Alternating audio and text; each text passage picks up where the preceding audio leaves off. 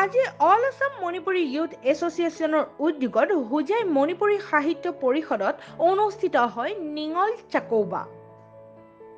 আজিৰ এই অনুষ্ঠানত হোজাই জিলা পৰিষদৰ অধ্যক্ষা ৰমাবালা দেৱীৰ লগতে অল আছাম মণিপুৰী ইউথ এছ'চিয়েশ্যনৰ বিষয়ববীয়া সদস্যসকল আৰু হোজাই জিলাৰ জীয়ৰী বোৱাৰীসকলৰ লগতে প্ৰায় ৩০ শতাধিক লোক উপস্থিত আছিল।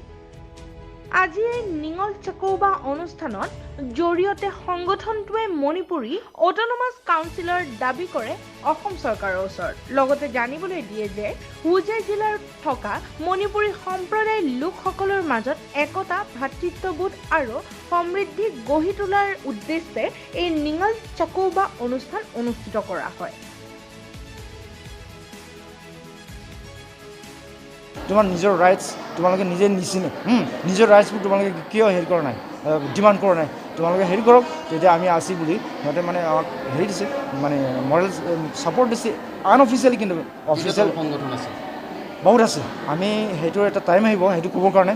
নেক্সট যদি চৰকাৰে এইবাৰ মানে চৰকাৰৰ যে আলোচনা বহি নহয়, তেতিয়া আমি চাম চৰকাৰৰ মানে মনোভাৱটো দেখি আমি সেই হেৰি যদি লাগে এই সংগঠনবোৰ অপেনলি সিহঁতক চীনত আহিবৰ কাৰণে আহ্বান দিওঁ আমি।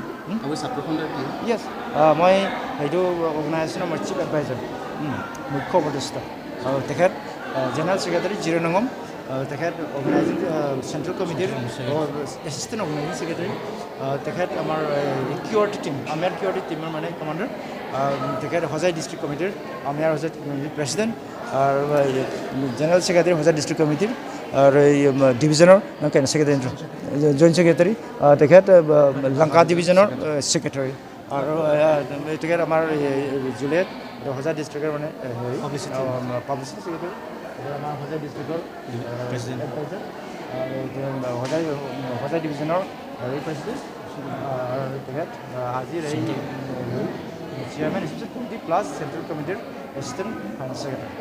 সেইটোৱে হোজাইৰ পৰা প্ৰদীপ দাসৰ প্ৰতিবেদন NDA 24/7।